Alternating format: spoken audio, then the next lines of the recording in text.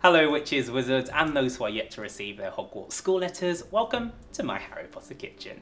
This is the YouTube series where I'm baking my way through the Harry Potter books, creating recipes for every item of food and drink that we find inside.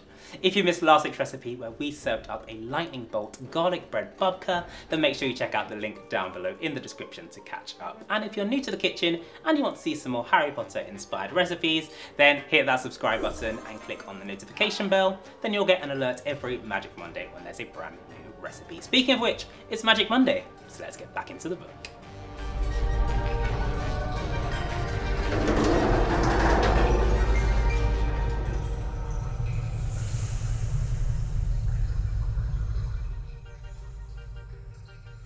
Okay, so let's head back into chapter 12, the Polyjuice Potion, to find out what's next. Okay, so Hermione has let them know that the Polyjuice Potion is almost ready. You can check out the playlist link down below if you've missed that. And then term has finished and it is Christmas morning, which means it's time for presents. Hedwig has arrived with a small package. There's some treacle fudge from Hagrid, which we've also made already in the series, so check out the link below. And then I can see our next recipe. Harry opened the last present to find a new hand-knitted jumper from Mrs. Weasley and a large plum cake. Mrs. Weasley sure knows how to treat us. If you'd like to recreate Mrs. Weasley's lightning bolt plum cake, then all of the ingredients you need along with the measurements and instructions are up on my website, bradleybakes.co.uk. The link is down below in the description.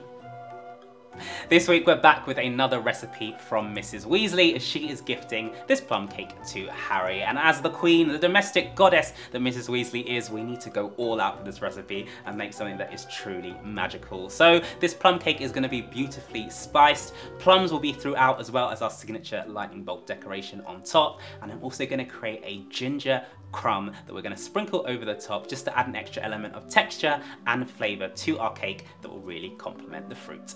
First up, we need to make our cake batter, so this is what you need to do. To make your plum cake batter, you want to begin by creaming your butter and sugar together in a bowl until light and fluffy.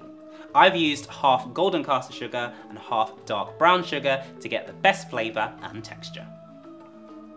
In a separate jug, crack your eggs and then whisk them together before slowly pouring them into your butter and sugar.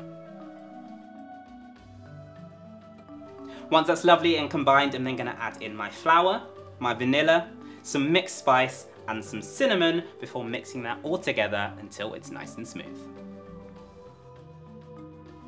Now is a great time to prepare your plums, so you want to make sure they are nice and washed, and then I'm going to cut them out into large chunks. The easiest way to do this is slice them, twist the plums just around the seed, cut out the middle and then chop it into your chunks.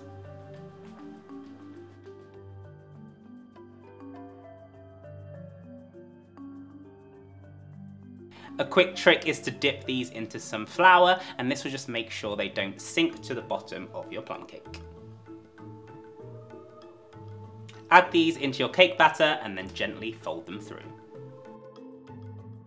Be careful not to overmix it, otherwise all the colour will bleed out. Next, I'm going to prepare my baking tin by tracing around the bottom on some baking paper and cutting out a circle. I'm then going to grease the entire tin before placing the paper in. Spoon in your plum cake batter and then level it off.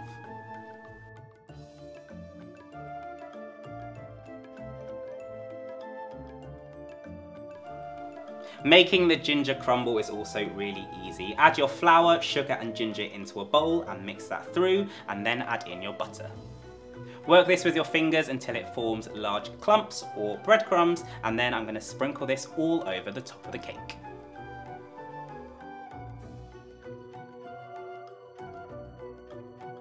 Now you can just bake this plum cake with the crumble on top as it is, but it's my Harry Potter kitchen. We like to go the extra mile and add in some more magic. So for this, I'm going to use some more plums to create a lightning bolt on top. And as that bakes in the oven, it's going to caramelize. All of those fruity juices are going to ooze into the cake as well. So you get the decoration and some more flavour in there. What is not to love? Better yet, if you're giving this to someone as a gift like Molly Weasley is, then you can maybe trace their initials on with the plums instead, and it will be just like one of Mrs. Weasley's jumpers. Okay, let's get this last bit of decoration on and then get it into the oven. For our final piece of decoration, we're going to make a lightning bolt plum to go over the top. For this, I need to cut my plums Twist them and remove the seeds, and then I'm going to place them on their sides and then thinly slice them about 1/4 centimetre each.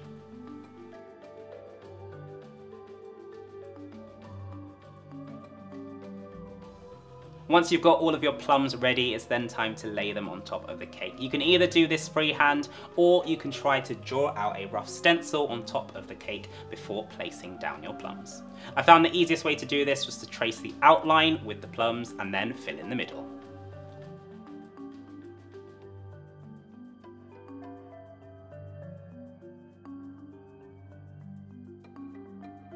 Just before we pop this in the oven to bake, I want to glaze those plums to make sure they go lovely and golden and they don't burn. So for this, all I've done is warmed up some golden syrup and then brush that over the top.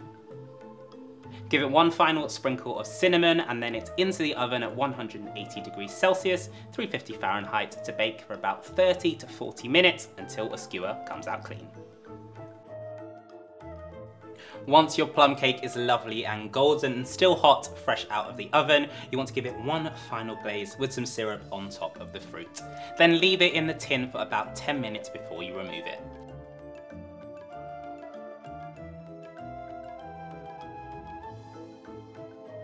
This plum cake is best served hot, and I like to serve it with either custard or ice cream.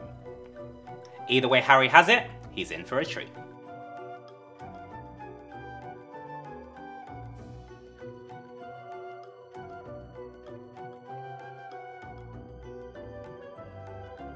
And with that, Mrs. Weasley's lightning bolt plum cake is complete.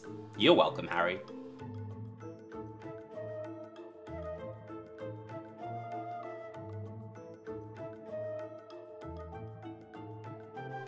So there you have it, Molly Weasley's plum cake for Harry is complete. If you're looking for a lightly spiced and fruity alternative to Christmas fruitcake, then this is definitely one you want to try out. And if you're giving it to someone, then you can personalise the topping as well to make it extra special. Let me know down below in the comments if you're going to give this one a go.